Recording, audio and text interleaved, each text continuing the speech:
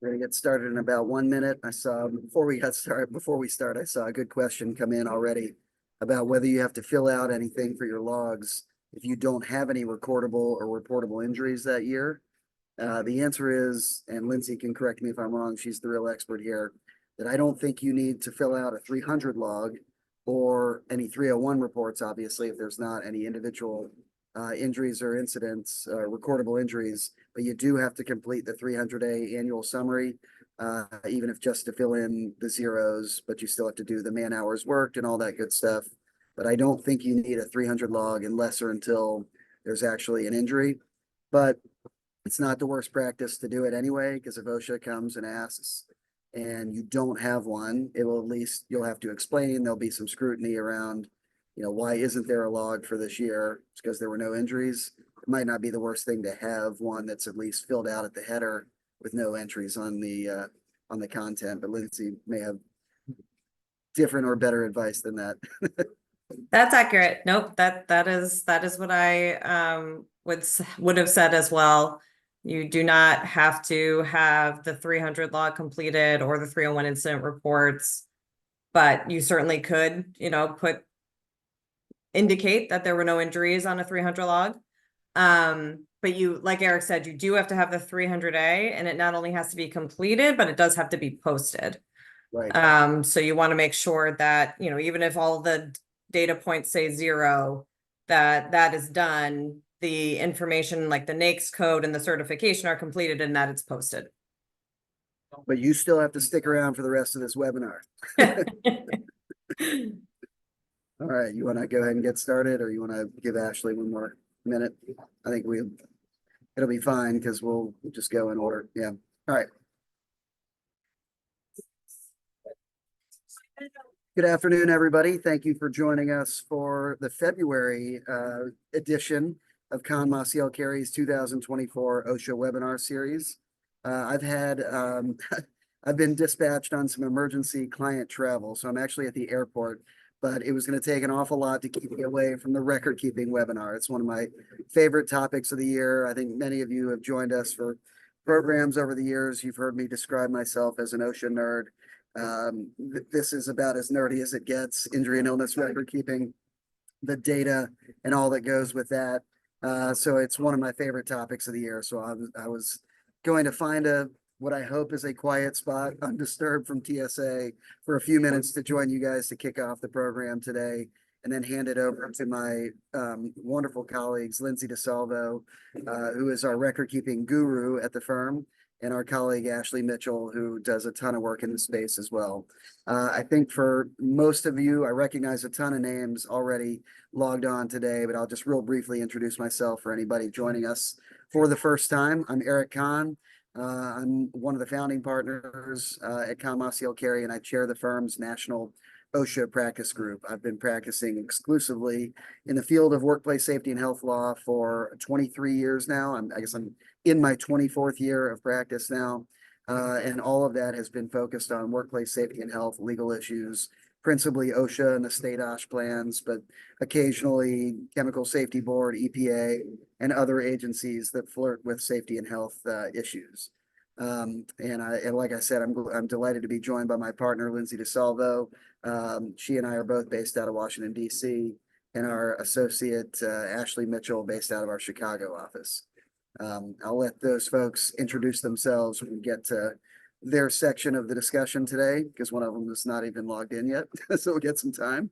What we're going to cover today, really, we use sort of the classic agenda setup, but what we really got are the top 10 reasons why we think it is critical to get OSHA injury and illness record keeping and reporting right. And getting it right means sort of both sides of the ledger: recording everything that needs to be recorded and recording it accurately, but not recording things that aren't required to be recorded, not over recording, not reporting things that there's not a regulatory obligation to report. So making sure that you're getting it right, as accurate as possible, and timely. So as a breakdown, generally, it's going to be the importance of record keeping and reporting. One big feature of the discussion today, one of the reasons why it's important to get it right, but maybe more important than ever to get it right now is because of a major change in OSHA's electronic record keeping rule. And we're going to get into the details about that, what that change looks like and what that means for employers. And then at the end of that top 10, one other thing we're doing outside of the top 10 reasons to get it right are some common record keeping and reporting mistakes that we see employers make and that we are going to arm you to not make going forward. And then at the end of all that, when everyone is in despair and feeling hopeless and concerned about making sure they get record keeping right, we'll talk a little bit about our OSHA record keeping and reporting masterclass that we've put together. It's about a half-day program that will arm your frontline folks that are involved in record keeping and reporting with all the tools they need, all the knowledge they need for how to get this right going forward. And we hope that some of you will reach out to us and that we get to spend some time with you, really getting down into the weeds in a topic that we really do love, injury and illness record keeping. So let's get started with our top 10 reasons why it is critical to get record keeping and reporting right. The first reason, and this is not in any particular order, we tried to group them where there were topics that were related enough that we could talk about together. Some of these may be more important than number one, but number one we have on the list is that the record keeping data that we record now is the data that OSHA uses to establish its site-specific targeting enforcement program. And the SST program is what I always call the sort of the granddaddy of all of OSHA's emphasis programs. You've got sort of hazard specific, industry specific emphasis programs. SST is not about a particular industry or a particular hazard. It's about employers with unusually high injury rates. And it was historically, it was not about individual employers. Historically, OSHA was looking at it was sort of generally industries that were above average with with injury rates. But when OSHA issued its electronic record keeping rule back in 2016 and started collecting individual employer data in huge volumes, they were able to redesign the program to focus on individual employers with unusually high rates or unusually low rates, so unusual that OSHA is skeptical of them, or non-reporters, those that OSHA believes should be covered by the e-record keeping rule, but who have not been submitting data. That is the big list of emphasis program, SST inspection program inspections that OSHA conducts for the last several years. And so the idea that it's no longer just sort of categorical about the industry you happen to be in, and it is very specific to individual employers, getting record keeping right is really important because, and this is sort of on that side of don't over record. And it used to be really, that was the error on the side of caution, close call cases that might be recordable, might not be recordable. What's the harm in putting it down on a log? It's more or less private data. It's not being used to target enforcement resources. Well, that all changed with e-record keeping. It is a way that you're going to be selected for targeting under SST. So, no longer err on the side of caution and just record, those close calls. Really dig into those close calls. Make sure it's reportable because putting on a bunch of extra cases drives up your DART rate, gets you covered by the SST program. If you're on that SST list, it's a very high likelihood that OSHA is going to visit you sometime in the next 2 or 3 years. And if they do visit you, these inspections are intended to be very comprehensive. They're wall-to-wall inspections. They are going to use your record keeping data to inform them what to look at. They're going to look at other active hazard-based emphasis programs and conduct those simultaneous with the SST inspection. And then the SST inspection itself is wall to wall. So you don't want to be on that list if you don't have to be.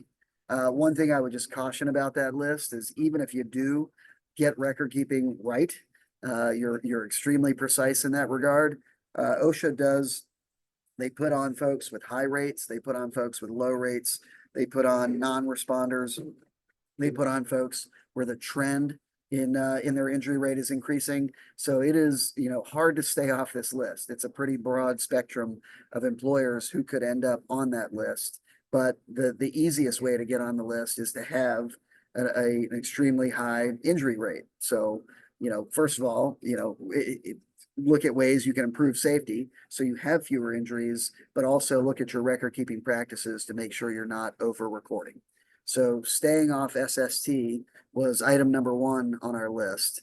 Item number 2 is about the consequences of record keeping violations. The consequences of record keeping violations has really gone up in recent years.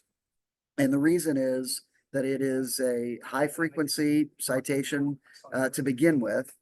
Because it is cited so frequently, it's a high frequency category of OSHA regulations that gets cited as repeat violations. And here it's, you're getting into the mix of like, you could have totally different hazards, an amputation incident 1 year that's not recorded or reported correctly, a powered industrial truck accident 2 years later that's not recorded or reported correctly, and then a fall injury 3 years later that's not recorded or reported injury. Those are entirely different safety programs, maybe entirely different areas of the plant, totally different activities, but the deficiency, the regulatory deficiency was not recording or reporting correctly.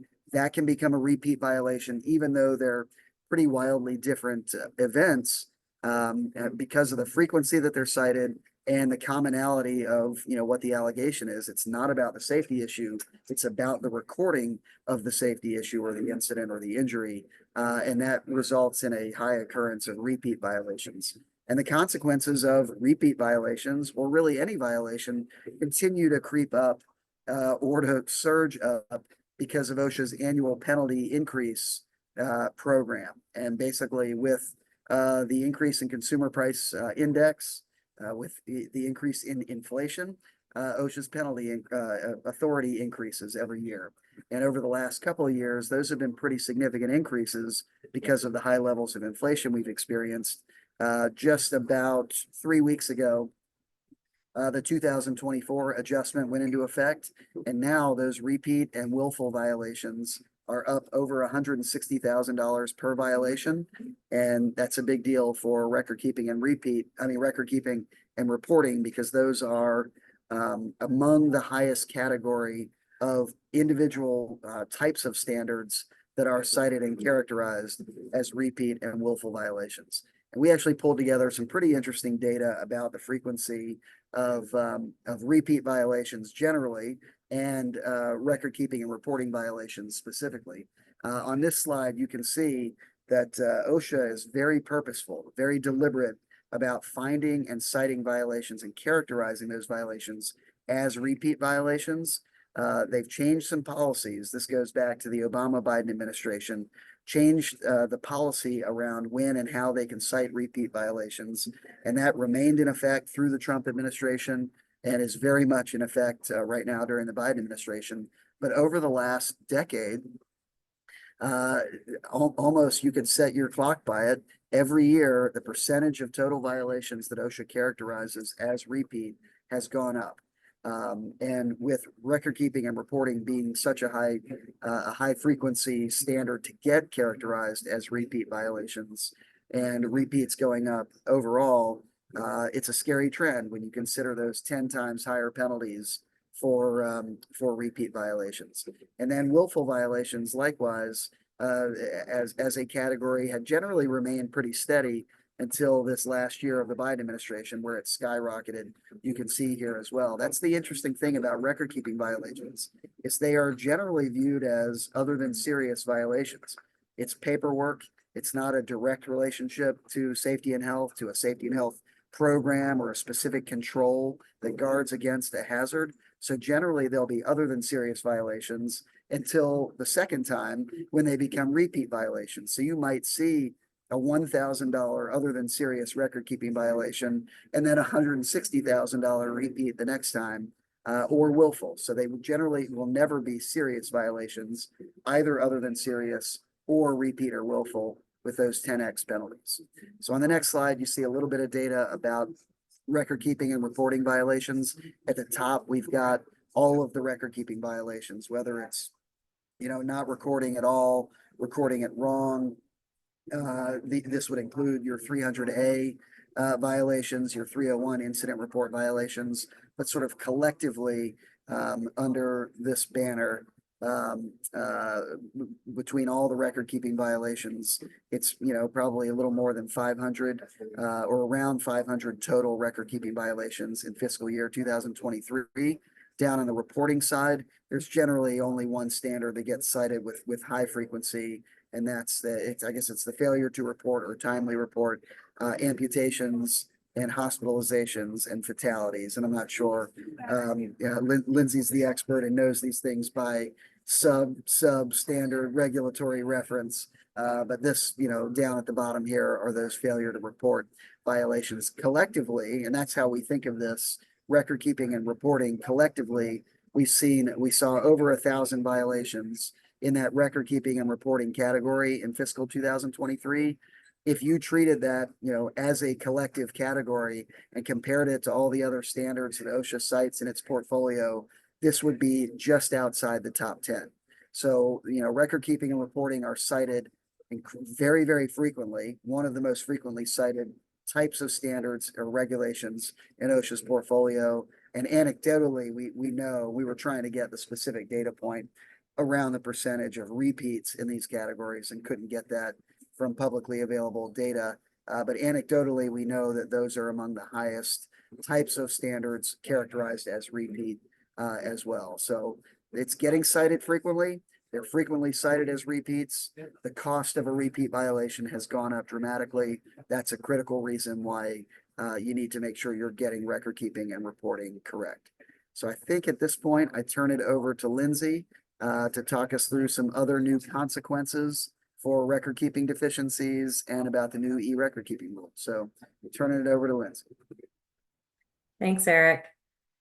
So yeah, we'll spend a little bit more time now continuing to go through this list. And the next significant thing that we wanted to discuss as to why getting record keeping is so important is that it is one of the few OSHA regulatory requirements that can be cited on a per instance basis, that is confirmed can be cited on a per instance basis. There are commission cases where they have accepted OSHA citing an employer on a per instance basis for issues with their record keeping, specifically in insufficiencies or inaccuracies and how injuries and illnesses have been recorded on the 300 log tend to be the basis for the per instance violation. And this actually also plays a role in OSHA's new expanded policy on what can be cited on a per instance basis. So OSHA has had this policy in place to cite certain standards on a per instance basis or an instance by instance basis since around 1990, when it issued the directive that laid out the qualifications for what types of citations would be appropriate to cite on a per instance basis. And back when this policy went into effect in 1990 and up until just last year, so over 30 years, OSHA's requirement for citing an employer on a per instance basis was equated to an egregious situation. So the way they sort of explain that in the policy is a willful plus approach. There was a willful act by the employer, and that met at least one of the criteria that was outlined in that directive. You have the criteria here. So under that policy, you'd have a willful violation, a violation that would meet the standard for willfulness. And then additionally, the violations resulted in a fatality or catastrophe. There were so many violations that it would be determined to render the safety program ineffective. There's an extensive history of violations, or the conduct as a whole of the employer, the compliance officer, the area office determined was clear bad faith. So really specific circumstances and the requirement that it be willful citations. However, that policy changed in January of last year, and OSHA issued the enforcement memo that it called application of instance by instance penalties. And in that memo, it laid out some new criteria for how instance by instance citations would be issued. And it sort of took away the egregious nature that had characterized the instances where those would have been issued in the past. So this is, an important change for multiple reasons, but in the context of our discussion today, one of the things they pointed out is that record keeping issues could be cited on a per instance basis if they involved high gravity serious violations or a serious hazard in the work environment is what actually caused the injury or illness. That is a broad understanding of what could be the basis for the failure to record something properly, whether it is related to a serious hazard in the work environment. The whole, point of OSHA record keeping is basically to require employers to only record those types of injuries and illnesses that would be considered serious. So I think there's a lot of latitude there. But that does, sort of, again, broaden OSHA's ability to cite on a per instance basis. And as record keeping has already been established as the having a language that is appropriate to cite on a per instance basis, we could certainly see more of those cases in the future. So again, just another significant reason to really focus on properly recording injuries and illnesses. And, and obviously the importance of that is, instead of a single violation of that standard with a single penalty, it's basically a big penalty multiplier. So if there are, 7 cases that are improperly recorded or should have been recorded and weren't, instead of one record keeping violation with one penalty at a max of, $16,000 for an other than serious violation, it could be, I can't do that math, 6 times 16, it's going to be over $75,000 for record keeping violations. And then, of course, as Lindsay said, they could be willful or repeat per instance record keeping violations. And that's, you're talking about, we've seen record keeping cases with penalties over $1 million. So that multiplier, that per instance category is a tough one. It can be really, really costly. And those cases where we've seen that significant penalty were even before the penalty increases that OSHA has implemented. So yeah, thank you, Eric. That is definitely an important point as part of this discussion. And as Eric pointed out, with the ability to cite record keeping violations more easily on a repeat basis, the logs are being requested every single time OSHA comes out to do an inspection. That's something to keep in mind as well. If you could potentially have multiple repeat violations at a much higher penalty, 10 times that serious violation penalty. That is definitely a significant motivator to really focus on getting the logs right. And certainly another significant motivator is the requirement that many employers have to submit their OSHA injury and illness logs electronically. And that's what you see highlighted here as number 4 and 5. That e-record keeping makes previously internal data available to the public. That has been something that's been the case since the beginning of the e-record keeping rule, that OSHA decided that it would be publishing the data that was submitted by employers through its e-record keeping system. And then also that the scope of data collected under the e-record keeping rule has recently expanded. And that's what we're going to focus on in these next few slides. So before I talk about the recently expanded e-record keeping rule, just a little bit of history to how we got to this point. The initial e-record keeping rule was promulgated during the Obama administration back in May 2016. And at that time, OSHA passed a regulation that had 2 major buckets of employers that would be required to submit certain injury and illness data through this e-record keeping system that OSHA developed, this online system that would collect the data. The first was 200 establishments with 250 or more workers. And initially, the requirement back in 2016 was that establishments of that size would have to submit 300 logs, 301 incident reports, and 300A annual summaries. And then the second bucket that was established back in 2016 was establishments with 20 to 249 workers in high hazard industries, which OSHA set out in the related appendix that it included with the regulation. And those establishments would only have to submit 300A summary data. Now, as part of the discussion around that rule, OSHA emphasized that it would make an attempt to scrub employee identifying information because initially, as I just said, in 2016, when the first iteration of the rule was passed, employers or establishments of 250 or more employees, we're going to have to submit 300 log and 301 incident report data, which has employee identifying information on it. So OSHA said that it would attempt to scrub that information, but it would be publishing the employer identifying information. It would be identifying employers related to the injury and illness information submitted. And so that has been the case, from 2016 onward.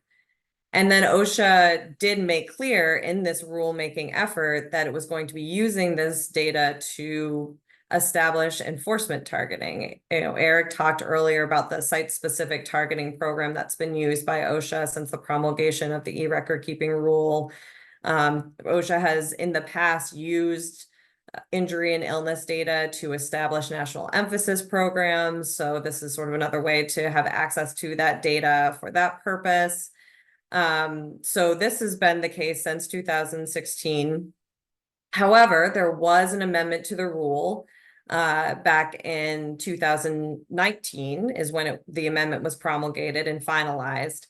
And when that happened, the requirement for establishments with 250 or more employees to submit 300 and 301 level data was removed. So as of January 2019, employers, again, there were two buckets based on the size of the employer, and for the second bucket, whether they qualified as a high hazard industry, but both buckets would only require that employers submit 300A data. So that's summary data, sort of the totals from the injury and illness logs that were being maintained. And this slide just shows, for those years, for the past 5 years that the E-Recordkeeping Rule has been in effect, what we've seen from an enforcement perspective related specifically to the requirements of that rule. And you'll see there's been a really, really significant increase in the citations issued under 1904.41A2 related to the submission requirement. Before, and we kind of see this in the data that, we showed earlier as well. Pre-pandemic, you had sort of a certain level of citations being issued for most of the standards, including record keeping, under which OSHA would issue citations. We did see a dip during 2020 and 2021, but you'll see here, not only did the level of citations issued pursuant to the e-record-keeping requirement increase, as most did after 2021, but they increase exponentially. So in fiscal year 2022, you had 291 citations issued to employers for failure to abide by their e-record keeping requirements, and then that increased to 345.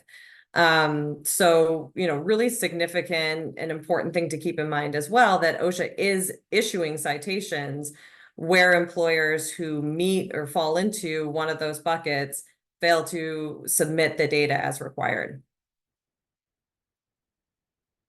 So then just this past year, as I said, a final rule was promulgated to amend and expand the employers who would be required to submit data under the e-record keeping rule. And that effort began in March of 2022. At that time, OSHA issued a proposed rule to expand the e-record keeping requirements. That is where it laid out this new third bucket that I'll talk about in just a second. And that is what went into effect as of January 1st of this year. So the final rule was promulgated on July 21st, 2023, and became effective as of January 1st, so that for the next deadline, which is March 2nd, employers have to submit their data through the e-record keeping system by or before March 2nd of this year if they qualify. That was the point, to make sure that it was effective by the next submission deadline. So under the new or amended e-record keeping rule, there are now, like I said, 3 buckets. You have the establishments with 250 or more employees that have to submit the 300A annual summary data. The establishments with 20 to 249 employees who fall into one of the high hazard industries per Appendix A that still have to submit their 300A annual summary data. And OSHA had actually considered getting rid of that bucket, but it did end up keeping it. And then finally, the third bucket, and the new bucket that, brings in a lot more employers under this e-record keeping rule and the requirements that it has. Workplaces with 100 or more employees, or establishments with 100 or more employees that fall under one of the NAICS codes identified in Appendix B have to submit not only the 300A annual summaries, but data from their 300 logs as well as the 301 incident reports. So really significant expansion of the employers impacted by this rule, a really significant expansion of the type of data that has to be submitted pursuant to this rule. And obviously, pulling the information from 300 logs and 301 incident reports, which is, identifying employees as well as providing a lot more detail around individual injuries, is going to be a really significant undertaking for those employers who qualify.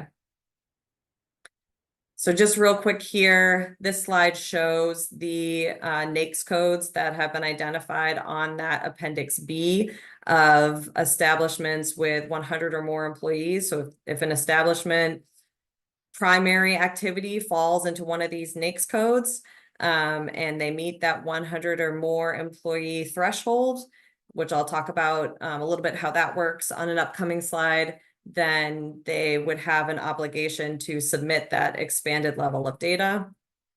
And then this is from Appendix A, the high hazard industry establishments with 20 to 249 employees. So how do you determine whether you are covered by the e-record keeping rule as amended in 2023? You have to look at peak employment during the prior calendar year. So that means the height of employment, the highest level of employment you have, that is the number that should be considered in determining whether you would meet any of those threshold level requirements. And it includes not only, your normal full-time employees, but it includes your part-time employees, seasonal workers, temporary workers, those that are going to be included on your injury and illness logs. Those are going to be considered part of that employee count to determine whether you meet one of the threshold levels. And that is really important. So it is really looking back and seeing at the highest level of employment during the applicable year, do I meet the 100 plus employees? Do I meet the 250 or plus employees? And again, this is all done on an establishment specific basis. So this is not, you're not looking at your entire company. You're looking at each individual establishment to assess the peak employment for the applicable year to determine if you meet the threshold level. And then, once you have that determination made, looking at that Appendix A or Appendix B to see if your primary business activity would meet one of the NAICS codes listed there. So if you do qualify, then you would go to the injury and the site that OSHA has established for injury and illness submission. And there is the injury and illness database that is maintained by OSHA. And it now has injury and illness data from calendar year 2016 to calendar year 23. So if you do have to submit data, OSHA is tracking it. OSHA is making that data publicly available with, as I said before, with employer identifying information. And this is where that data is maintained. And I think, part of the issue that we raised, when we were representing an industry multiple industries really during the rulemaking process. And one of the concerns that we had is that, this data is made publicly available without any real context for these injuries and illnesses. They're just provided there. And so, certainly that continues to be the case. If you look at the data that's provided, it is literally just laying out the data that was submitted with employer identifying information. Then in 2022, OSHA did launch a new e-record keeping enforcement program. It was basically a program intended to identify employers who failed to meet their obligation to submit data. And what that program generally said is if an inspection is opened at an establishment and that establishment is one of the establishments that has been identified as failing to submit data for that calendar year, which was 2021, when this was issued back in 2022, that the compliance officer could and should expand their inspection to include this issue of failing to submit the e-record keeping data. So they could look into and investigate, whether data should have been submitted, confirming that, and then why the data was not submitted, and could issue citations in response. And, going back to that slide that showed the data for the types of record keeping citations that have been issued, and the amount of record keeping citations that have been issued under this specific requirement, you can see that OSHA, certainly through the SST, as well as through this particular enforcement program, did go ahead and cite employers for failing to submit the data as required by this standard. And you'll see down at the bottom there, we just have a quote. We are committed to enforcing this important requirement and will continue to look for strategies to reach full compliance. So that is certainly still the position of OSHA now. Record keeping has been a definite focus and will continue to be a focus, particularly as they get this influx of significantly more detailed and greater data.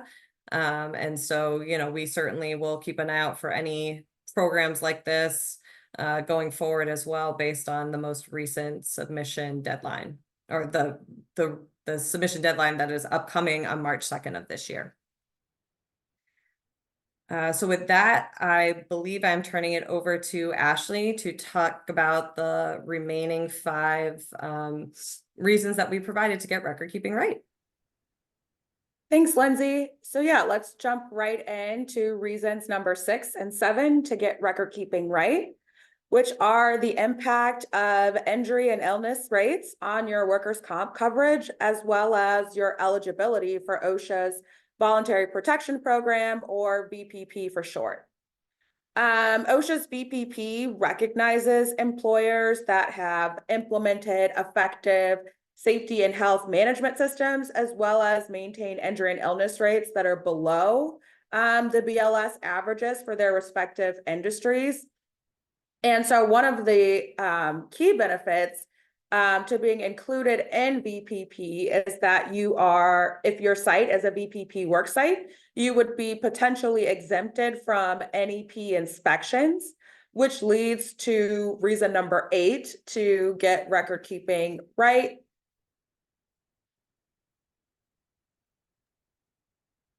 Sorry, Lindsay, can you advance to the next slide? Thank you. High injury rates. And so reason number 8 to get record keeping right is that high injury rates, excuse me, in the industry do trigger enforcement emphasis programs or targeted rulemaking. And so on the next slide, we see that OSHA has several tools in its toolbox that allow for proactive enforcement, meaning that OSHA could open an inspection at your facility even if you don't have a reportable injury or an employee complaint. And one of the primary proactive enforcement tools are national emphasis programs, or NEPs for short. And we are seeing that OSHA is increasingly relying on these proactive inspections to enter workplaces. As you can see at the bottom of the slide, emphasis programs accounted for about 47% of all inspections in fiscal year 23. So just a little bit less than half of all inspections were in fact programmed inspections. Now, what is especially unique about emphasis program inspections is the scope. Whereas an inspection that's opened as a result of an injury or a complaint is narrow in scope and, narrow to the area or machinery that may have caused the injury or may have been the source of the complaint, an emphasis program inspection could potentially be a wall-to-wall inspection. So for example, if we look at the amputations NEP, that could enable OSHA to inspect all equipment in the facility that can cause an amputation injury. And this means that the compliance officer could inspect all machine guarding that's in the facility, as well as issue a comprehensive document request for all machine-specific lotto procedures. And so that's certainly much broader than if you were to have a reportable injury, a reportable amputation, where the inspection would be narrow in scope to the particular piece of equipment that caused the injury itself. And turning now to reasons 9 and 10 to get record keeping right, the logs themselves, which are one of the first things that a compliance officer will request during the opening conference of an inspection. And so these injuries that are recorded on the logs could serve as a roadmap for the inspection, right? It could be the case that you have had multiple of the same types of injuries, or the same piece of equipment or machinery is causing multiple injuries in the workplace. And so that could serve as a roadmap to the compliance officer. Hey, I need to look at this equipment. Hey, I need to talk to these employees and interview them to get a better idea about what they were doing at the time of their injury, whether or not they feel safe doing their jobs, things like that. And on the back end, at the end of an inspection, if citations are issued, the logs could potentially be used to show employer knowledge or employer recognition of a hazard, meaning that, if it is the case that a particular piece of machinery or equipment has caused multiple injuries to multiple employees within the span of your OSHA 300 log, OSHA could point to that and say, well, you had knowledge, that maybe you needed to add a guard here, or maybe your lotto procedures were not up to snuff. And so now we're going to turn to some common record keeping and reporting mistakes. The first mistake, or the first common mistake for record keeping, relates to the time that you have to enter an injury or illness on the 300 log. So this actually just relates to, how much time you have to fill out the 300 log once there is an injury or illness. And you have 7 days from the date that you learn about a recordable injury or illness to actually record that on the 300 logs. That is a relatively quick turnaround time to ensure that you are meeting that 7-day time frame. It's advisable that you implement a universal system to track recordable cases so that you are, within, that system, you are able to see when the injury occurred, and you're able to keep track of when your 7 days are and whether or not you've actually recorded that injury on your 300 log. And Ashley, if I could just add one thing here, I think one of the things that we see a lot too is, you get updated information. Say you have an employee who has days away from work, and you estimated how many days they would be out because it wasn't clear, and now they're back. The exact day count now. You can update the log. You really should be making that update again within that 7 calendar day period. So once you have the information necessary to make the update, that triggers that 7-day count. I think, ultimately it is the most important that when you put together that 300-day summary, everything on that 300 log is accurate, and the summary then will be accurate, and, you've maintained the accuracy of that data. But ideally, to really comply with the requirement in the record keeping standard, that change should be made, or that update should be made on the 300 log within that 7-day calendar period as well. Thanks, Lindsay. And then to piggyback off of that, the second common record keeping mistake that we see is that, maybe it is the case that you're doing a great job completing your 300 log and updating it as needed. But then you also need to keep in mind that you need to complete the Form 301 within 7 calendar days as well. And so you are required to record the actual injury or illness on the 300 log and complete the Form 301 incident report or an equivalent form within 7 days. And so our advice here would be, when you are going ahead and actually within that first time completing that 300 log entry, it just makes sense to go ahead and do the Form 301 if you are able to make sure that you are completing both within that 7-day window.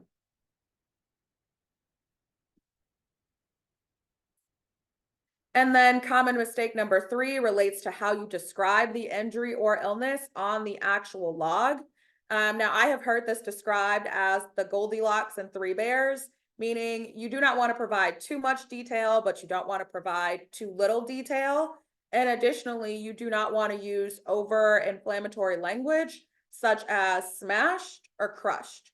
And so here, when you're thinking about that description, you might consider using a standard format. For example, explaining the injury type, be it a fracture, a strain, a laceration, followed by the injured part of the body, whether it's a finger or hand, and then from the object or substance that actually caused the equipment, right? So maybe it's line number 3 or machine number 4, however that is, you would think about it, and really avoiding saying something like employee's finger was smashed by machine number 4.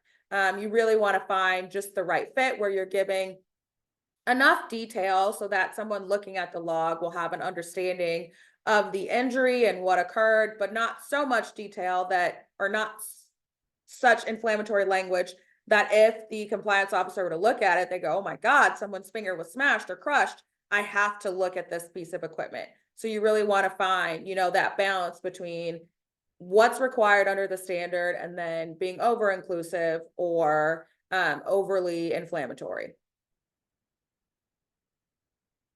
And next, we're going to look at 3 common reporting timing issues. So as you know, you are required to report a fatality, an inpatient hospitalization, an amputation, or a loss of an eye. Those are your reporting requirements, but there are some nuances to the timing. So looking at inpatient hospitalizations, an inpatient hospitalization is separate and distinct from treatment in an emergency room. And so for an inpatient hospitalization, you only have to report that to OSHA if the inpatient hospitalization occurs within 24 hours of the work-related incident. Meaning, if the injured employee, spends more than 24 hours or a significant amount of time in the emergency room before they are ultimately admitted, such that the admission occurs more than 24 hours after the injury, then the inpatient hospitalization is not reportable. And the same would be true for an amputation or a loss of an eye. Something else to consider is that you do not have to report an inpatient hospitalization that involves only observation or diagnostic testing. You're only required to report an inpatient hospitalization that involves care or treatment. And then looking at the medical amputations after an injury, a medical amputation is a reportable amputation. But we want to keep in mind that those are often done outpatient, a day or so after the initial injury. And so the timing on that would equally matter because, if it's outpatient, then you haven't met the inpatient service requirement for reporting. And if it's done more than 24 hours after the injury, the amputation in and of itself, hasn't met the timing requirement for reporting. So after an employee is injured, as you're doing your research, you're going to want to take very detailed and meticulous notes about the timing so that when you're doing your analysis on whether or not it's reportable, you're clear on the time that the injury occurred, how long the injured employee may have spent in the emergency room, what time were they admitted after the injury, and then, you know, if there is an amputation, how long after the injury occurred did the amputation in fact take place?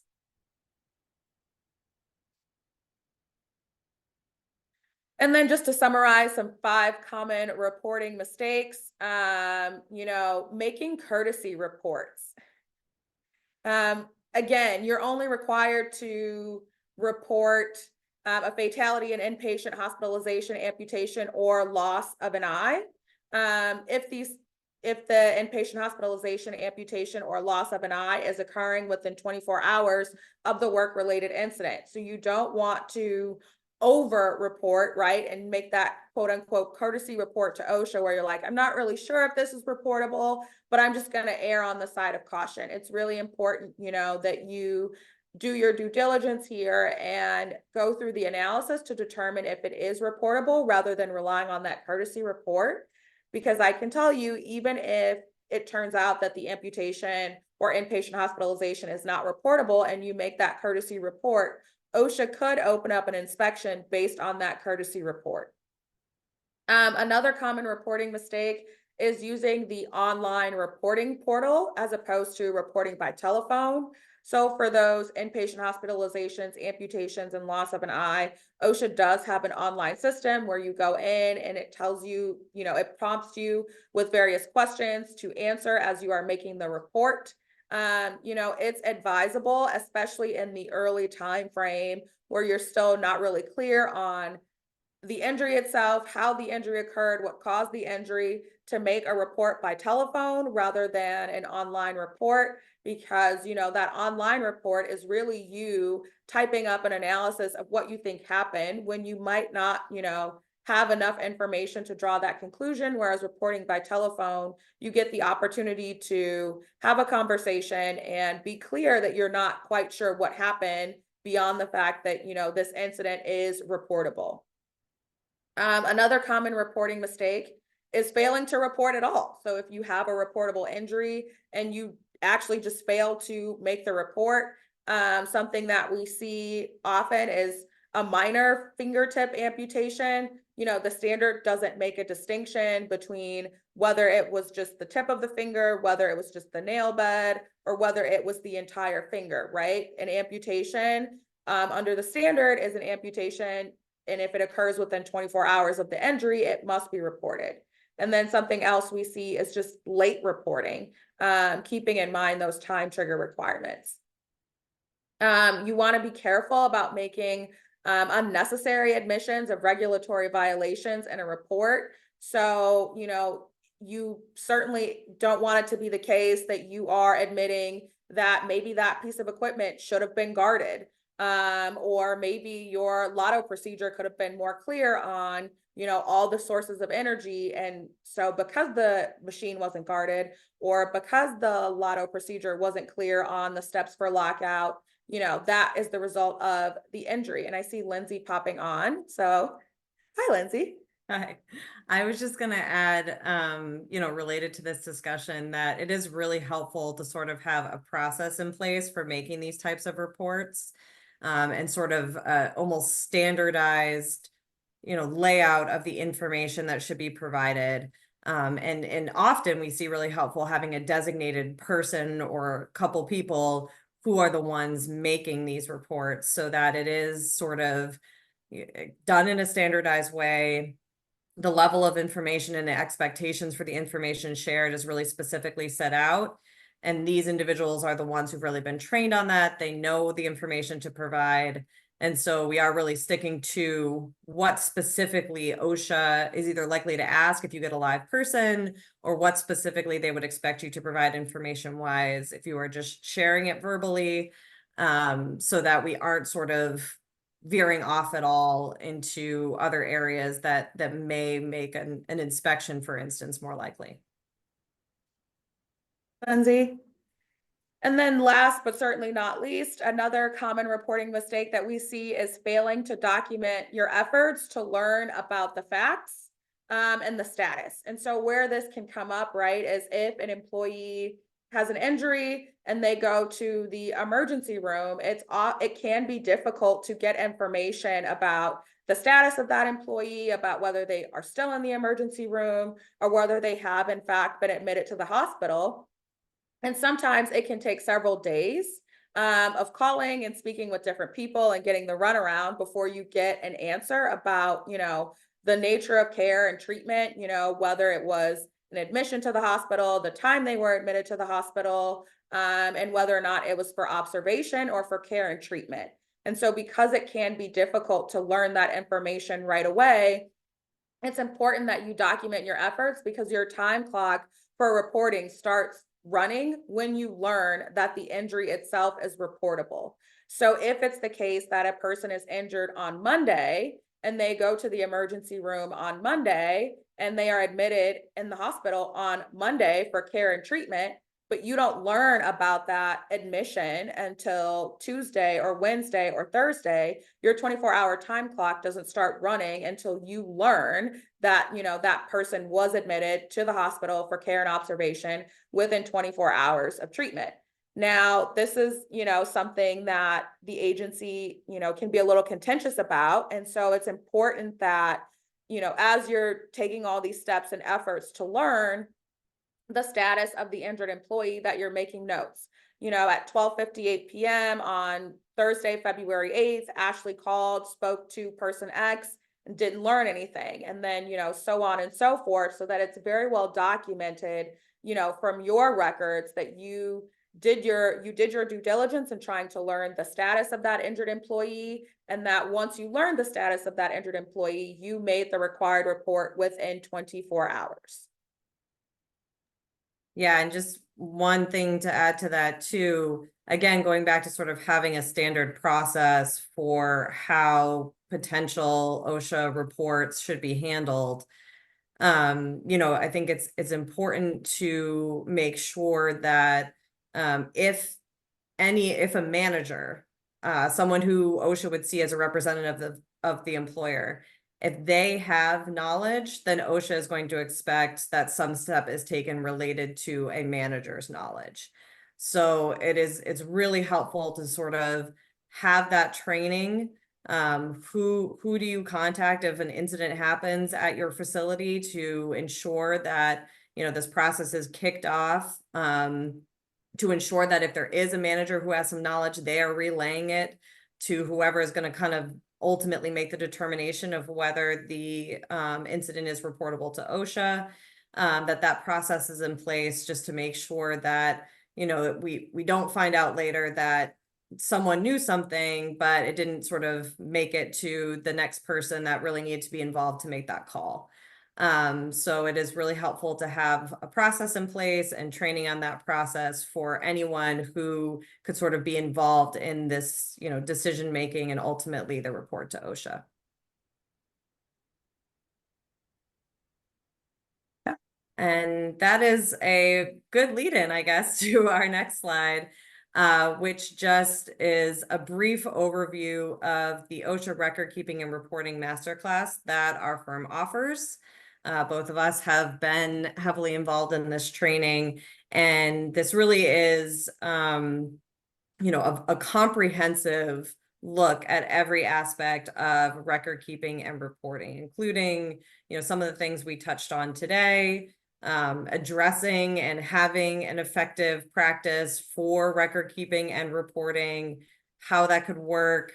And really digging into sort of all the nuances surrounding record keeping and reporting, and particularly in the context of record keeping, doing things like the work-related analysis, and carefully evaluating whether one of the general reporting criteria have been met, and sort of the nuances surrounding each phase of the record keeping process, and then ultimately if a report needs to be made, or at least an incident needs to be evaluated for reporting, how that really works. So if anyone is interested, you certainly can feel free to reach out to us. And I will say, you know, related to the actual training, there's also materials that go along with it that we provide afterward to, you know, support your record keeping and reporting process and practices going forward as well.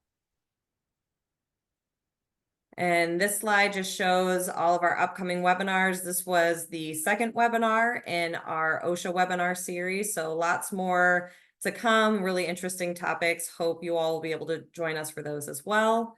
We also have a Cal OSHA webinar series.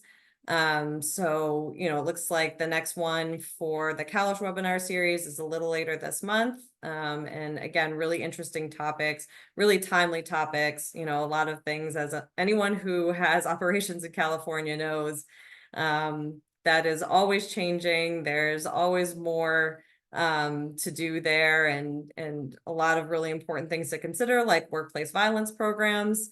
I know that is a big thing for a lot of employers right now in California with the changes to the regulations there. So definitely join us for our Cal OSHA webinar series as well. And then we also maintain blogs. We keep them up to date. They're a really good resource for some questions that you have, some issues that come up, and you know, for each of our practice areas, certainly interesting developments in the area. So we are at the hour. I know we have had quite a few questions during the course of the webinar. So Ashley and I could stay on, I think, for a couple additional minutes to try to answer some of those questions.